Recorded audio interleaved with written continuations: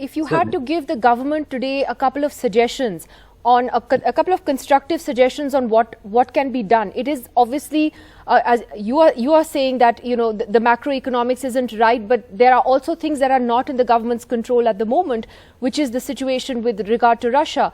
So what can they do firstly with regard to the rupee and anything else you suggest? Yes, I think first of all, when I say macroeconomic policy, I don't mean it today. It's a wrong policy. Over 2 years, we've repeatedly said, when India grew at negative 7.7%, West Bengal grew at 1.2 positive% because of the macro policy. Now let me go to constructive things they can do, as you have asked. Reserve Bank of India can sell dollars.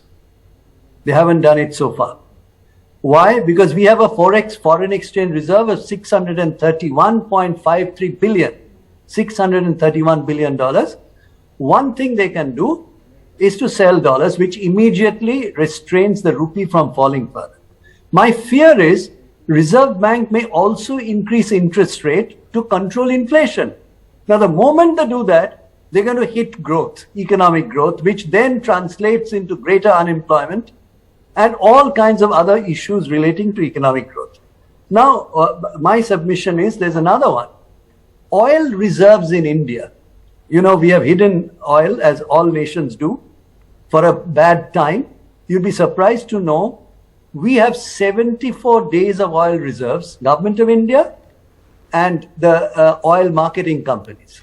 So one thing that United States did at one crisis point of the Gulf War was release some of the oil reserves.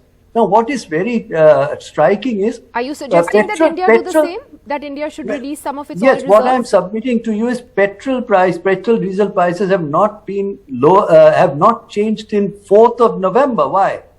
Because there's election. So this electoral politics has stopped it from natural rationalization. I think India can look at some amount of releasing of reserves from 74 days. It can go down to, let us say, 60 days, which is, by the way, much more than United States has.